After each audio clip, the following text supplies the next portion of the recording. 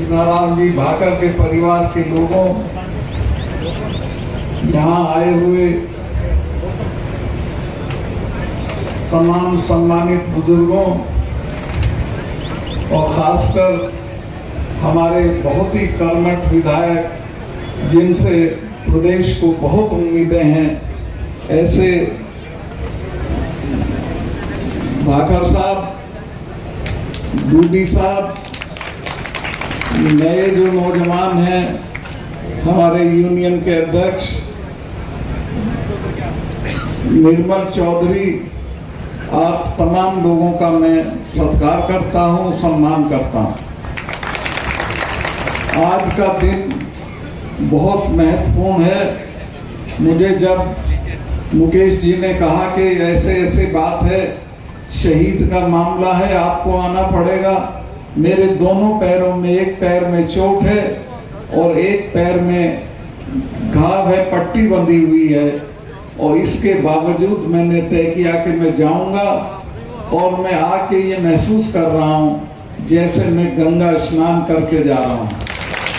मैं ये जो शहीदों की जब शहादत होती है, सारा जिला टूट पड़ता है, डीएम आता है, एसएसपी आता है उनके दाह संस्कार में, लेकिन उसके बाद उसके परिवार की कोई खोज खबर नहीं लेता। मुकेश जी, मैं कहूंगा कि आज के बाद भी इस परिवार की देखभाल आप लोग रखिएगा और उनके दुख सुख में शरीक होइएगा, वो असली श्रद्धांजलि होगी। ये तो एक रिचुअल है, ये तो एक रिवाज है कि हम आए और हमने फूल चढ़ा दिए, ये नाकाफी है, काफी नहीं। अब मैं कुछ महत्वपूर्ण बातें आपके सामने कहना चाहता हूं। कुछ महीने पहले इस देश में एक बड़ा आंदोलन हुआ। मैं कह सकता हूं कि आजादी के बाद उतना बड़ा आंदोलन नहीं हुआ। वो आंदोलन था किसानों का। किसान 12 महीने से ज्यादा धरनों पे बैठे रहे, धूप में, बारिश में, सर्दी में, लेकिन एक चिड़िया को भी कंकड़ नहीं मारी, कोई हिंसा नहीं हुई और लगभग 700 किसान उसमें शहीद हो गए। मैं गवर्नर था, मुझे बहुत तकलीफ थी कि देखो हमारे लोगों की क्या दुर्गति हो रही है। प्रधानमंत्री के घर से 2 किलोमीटर 4 किलोमीटर पे वो पड़े हुए हैं और कोई जाके उनकी खबर नहीं ले रहा। कुतिया भी मरती है तो दिल्ली से उसके कॉन्डोलेंस की चिट्ठी आती है, लेकिन 700 किसानों के मरने पे कोई प्रस्ताव नहीं हुआ। पार्लियामेंट में एक हर्फ किसी ने आज तक नहीं बोला है उन किसानों की शहादत के बारे में। तो ये मुझे बहुत अखरा, बहुत बुरा लग रहा था। तो मैंने सोचा कि मैं क्या करूं। मैं गवर्नर था, मेरी जिम्मेवारी थी कि मैं अनुशासन में रहूं, ये बोलूं कि ना। वो 10 दिन तक मैं सोचता रहा और आखिरकार मैंने तय किया कि जो होगा देखा जाएगा। अपना इस्तीफा अपनी जेब में रखा और मैं माननीय प्रधानमंत्री जी से मिलने चला गया। मैंने उन्हें जाके कहा कि साहब ये इस तरह से बैठे हैं, जिनको आप मेरे कपड़ों में बैठे हुए देख के समझते हो कि ये नाकाफी लोग हैं, ऐसा नहीं है। ये 40-40 गांव के चौधरी हैं, 40-40 गांव की पंचायत में इनका आदेश चलता है, इनकी बात मानिए, इनकी बात सुनिए। तो उन्होंने पूरी बात को गंभीरता से लिया ही नहीं। उन्होंने कहा सरकार भाई चले जाएंगे। मुझे बहुत बुरा लगा और मैंने कहा कि आप जानते नहीं हो इनको, ये तब जाएंगे जब आप चले जाओगे। ना आप सिखों को जानते हो और ना आप उत्तर भारत के चौधरी लोगों को जानते हो। सिखों के गुरु ने अपने 4 साहबजादे शहीद कर दिए थे, लेकिन समझौता नहीं किया था। और हमारे वाले ये तो 6ठे महीने लाल किले पे चढ़े रहते थे। अकबर की कब्र उखाड़ के उसका दाह संस्कार कर दिया था। ये तो किसी के काबू में आने की चीज नहीं है। इनसे लड़ा नहीं जाता, इनसे बातचीत करके मसले को हल किया जाता है। खैर उस दिन तो उनकी समझ में नहीं आया, लेकिन बाद में 3-4 महीने बाद उन्होंने माफी मांग के उन कानूनों को वापस लिया और ये भी कहा कि हम एमएसपी भी लागू करेंगे। अब मैं 2 मिनट में आपको एमएसपी भी समझाना चाहूंगा। एमएसपी से हमारी जिंदगी है। एमएसपी का मतलब है कि किसान की फसल का दाम अगर इससे नीचे गिर जाएगा तो सरकार उसमें हस्तक्षेप करके उसको खरीद करेगी, लेकिन वो खरीद करेगी तो फिर अडानी का क्या होगा, इसलिए एमएसपी लागू नहीं हो रही। मैं पढ़ता था कॉलेज में, तो शाम को हॉस्टल में रहता था, खाना खा के हम टहलने चले जाते थे। एक कब्रिस्तान था वहां, उस कब्रिस्तान में एक कव्वाली गाया करता था, तो उसका एक शेर सुन के मैं खड़ा हो जाता था और मुझे लगता था कि ये इसने हमारे ही लोगों के लिए, किसानों के लिए ही कहा है। वो कहता था कि खंजर पे कोई छींट, ना कपड़ों पे कोई दाग, खंजर पे कोई छींट, ना कपड़ों पे कोई दाग, तू कत्ल करे है कि करामात करे है।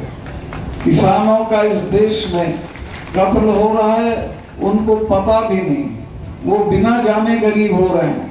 वो जितनी चीजें पैदा करते हैं उनके दाम उस हिसाब से नहीं बढ़ते हैं जितने वो खरीदते हैं, उन चीजों के दाम बढ़ते हैं।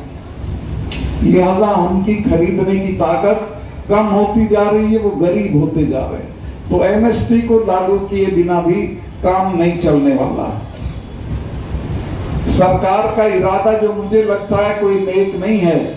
इनका इरादा है कि खेती को खत्म कर दो, खेती को बिना मुनाफे की कर दो, ताकि किसान इसको छोड़ के शहरों में चला जाए, मजदूरी करने लगे और खेती को कॉर्पोरेट को दे दो।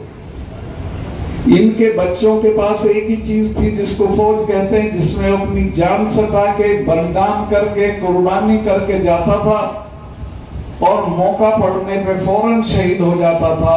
अब वो रास्ता भी बंद कर दिया ये अग्निवीर करके। अग्निवीर का मतलब है कि आपको 5 साल आप रहोगे, 1 साल ट्रेनिंग का, 4 साल नौकरी का, और उसके बाद आप हटा दिए जाओगे। ना आपको पेंशन मिलेगी, ना आपको कोई फायदा होगा। तो एक तरह से गांव के आदमी की जिंदगी के सारे रास्ते बंद कर दिए हैं। अब इनके खोलने का एक ही तरीका है, और वो है कि सरकार को मौका पड़ने पे हटा देना। और मैं ये भी कहूंगा कि हमारा आंदोलन में मांग करते हैं, हमारी ये मांग, हमारी वो मांग, हमारा ये कर दो। क्यों करते हो भाई? ऐसे बनो जो तुमसे लोग मांग करें, अपना राज कायम करो, ताकि तुमसे ये लोग मांगे, मालदार लोग, कि हमारा ये काम कर दो। और वो तभी होगा जब आप दिल्ली में अपना किसानों का राज कायम कर दोगे। उस वक्त जात बिरादरी में नहीं पड़ना, उस वक्त फिरकेबाजी में नहीं पड़ना, उस वक्त आप पड़ोसी से रंजिश को याद मत रखना। इकट्ठा होके एक बार किसानों का राज बना दो और फिर देखो आपको कोई नहीं छेड़ सकता। मैं बहुत लंबी तकरीर करने के इरादे से नहीं आया हूं, मैं इतना ही कह सकता हूं कि आपके एमएलए दोनों तीनों बहुत अच्छे हैं और ये बहुत दूर तक जाएंगे। ईश्वर ने चाहा तो ये प्रदेश के नेता होंगे आने वाले दिनों में।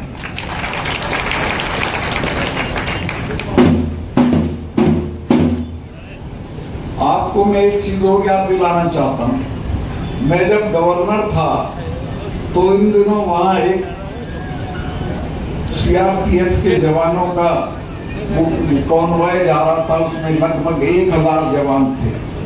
उसमें टेररिस्ट ने घुस के अपनी गाड़ी मारी और हमारे 40 जवान शहीद हो गए एक झटके में। मैं बहुत तकलीफ में था, मैंने प्रधानमंत्री को ढूंढवाया कि उनको बताऊं। वो नेशनल कॉर्बेट पार्क में अपने फोटो खिंचा रहे थे, अपनी क्या बोलते हैं उसको, नहीं अपनी फिल्म बनवा रहे थे। वो देर से मेरे हाथ लगे। तो उन्होंने पूछा सत्पाल भाई क्या हुआ? मैं कहा साहब ऐसे ऐसे हुआ, ये 40 जवान शहीद हो गए और ये हमारी गलती से हुए, क्योंकि उन जवानों ने कहा था कि हमको 5 हवाई जहाज दे दीजिए तो हम सारे बिना सड़क के चले आएंगे। उनको 4 महीने तक लटका के रखा, भास्कर में रिपोर्टेड है वो। 4 महीने तक लटका के रखा और आखिर में मना कर दिया तो उनको सड़क से आना पड़ा। सड़क से आना बहुत खतरनाक होता है।